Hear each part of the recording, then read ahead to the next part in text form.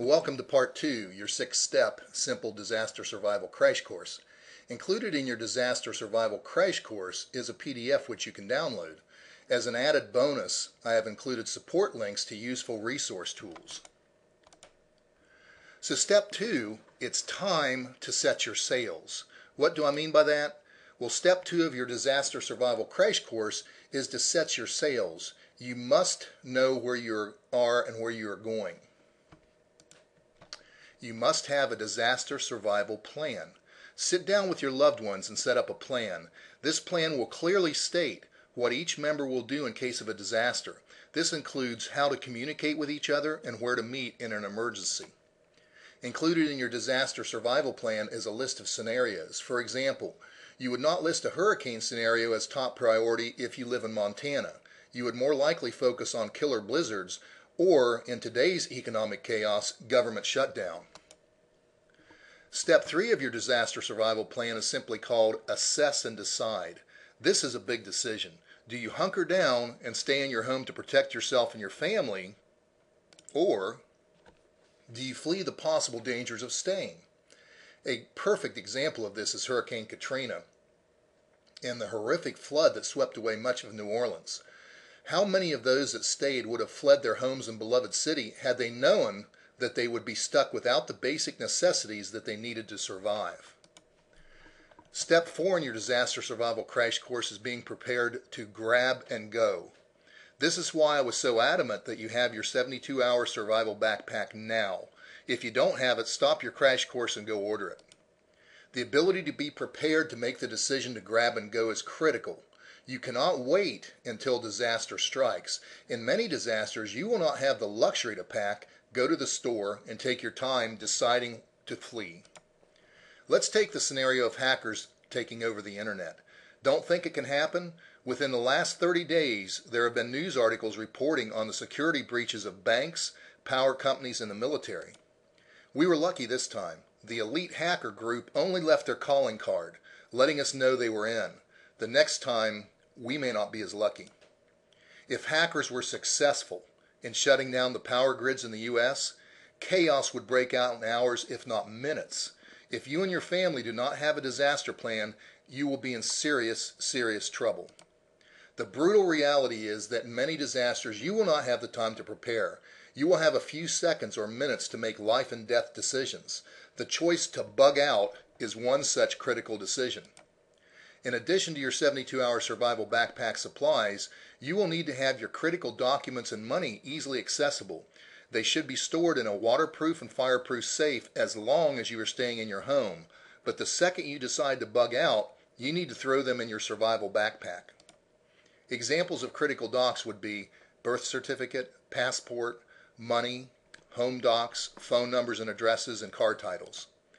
Step 5 in your disaster survival crash course is one of the most critical decisions that you must make: personal protection. It's not a topic that we want to talk about, but it needs to be said. Sometimes the worst of times brings out the worst in others. Not always, but the key to survival is being prepared. If you are involved in a natural or man-made disaster, you must accept that terrible events do happen to good people like yourself. One of the major heartbreaks of Hurricane Katrina was the breakdown at the Superdome. If you were unlucky enough to make it to the Superdome, you were subjected to filth, heat, and even fights and rape. One person even died as a result of homicide. Human nature is complex. Disaster brings out the very worst and the very best in us.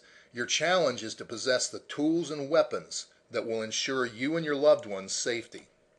At the minimum, you should carry pepper spray and possibly a billy club or baton. Other personal protection options are tasers, knives, and firearms. Now, when you make the decision to own firearms, be sure to immediately sign up for a gun use and safety course at a reputable firing range. If you don't have experience with a gun, the results could be tragic. One last critical secret to personal protection: prevention is better than having to protect yourself. In a disaster, strive to stay low-key. You must keep in mind, just because you have made it a priority to be prepared for a disaster, your neighbors and others may not have been as diligent. It's fine if you can help others, but your first priority is you and your loved ones. Step 6 in your final step of your disaster survival crash course is CNC. What the heck is CNC? Contact and communication. It is critical to maintain the ability to communicate with your loved ones. This can be successfully accomplished with two-way radios. Cell phones might work, but if you lose power, you will lose the ability to recharge your phone. There are good rechargeable battery packs that work with cell phones. It would be wise to keep one or more backups in your 72-hour survival backpack. The other C is contact. Contact with the outside world. If news or emergency stations are still operating, you need to stay abreast of what is taking place, keeping a Red Cross-style emergency radio which will get you weather and emergency channels.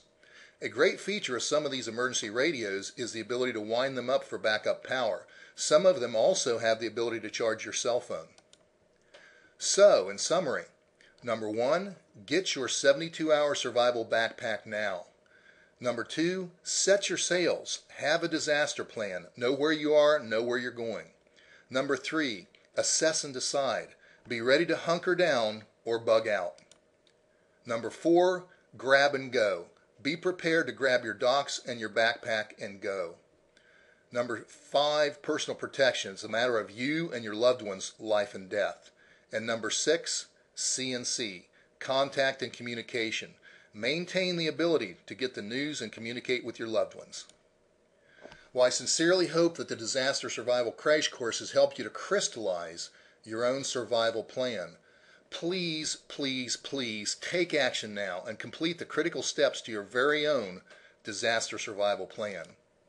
Your decision to take action really is the difference between you and your loved one's survival. If you have any questions or concerns, I do special consultations and advanced survival programs. So give me a call. It's 254-732-3284. I'm honored to have spent this time with you. Stay in touch.